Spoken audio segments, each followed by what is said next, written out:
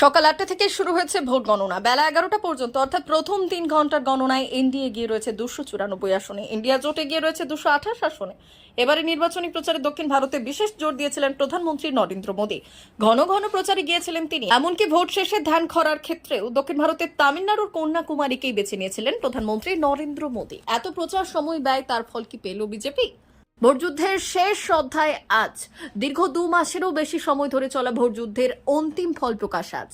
সকাল ৮টা থেকে শুরু হয়েছে ভোট গণনা। বেলা ১১টা পর্যন্ত অর্থাৎ প্রথম ৩ ঘন্টার গণনায় এনডিএ এগিয়ে রয়েছে ২৯৪ আসনে, ইন্ডিয়া জোট এগিয়ে রয়েছে ২২৮ আসনে। দেশের সামগ্রিক চিত্র এটাই, কিন্তু আঞ্চলিক চিত্রের দিকে যদি দেখা যায় তাহলে দেশের বিভিন্ন প্রান্তের চিত্র এক এক রকম।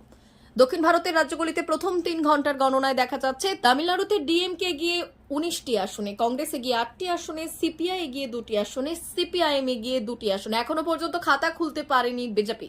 অন্ধ্রপ্রদেশে টিডিপি এগিয়ে ১৬ আসনে, ওয়াইএসআরসিপি এগিয়ে 4টি আসনে, বিজেপি এগিয়ে 3টি আসনে। সেই তুলনায় দক্ষিণের আরেক রাজ্য তেলেঙ্গানায় বেশ কিছুটা মাইলেজ পেয়েছে বিজেপি। তেলেঙ্গানায় কংগ্রেস এগিয়ে রয়েছে 8টি আসনে, বিজেপি এগিয়ে রয়েছে 7টি আসনে। কেসিআর এর দল বিএইচআরএস মাত্র 1টি আসনে এগিয়ে। আশাউদ্দিন ওয়াইসির দল এআইএমআইএম 1টি আসনে এগিয়ে। কর্ণাটকে কিন্তু বিজেপি এগিয়ে। সকাল ১১টা পর্যন্ত গণনায় 18টি আসনে এগিয়ে বিজেপি। কংগ্রেস এগিয়ে রয়েছে 7টি আসনে, বিজেপির জোট সঙ্গী জেডিএস 3টি আসনে এগিয়ে। কেরলে এবার ভালো ফলের আশায় কংগ্রেস, 13টি আসনে এগিয়ে কংগ্রেস।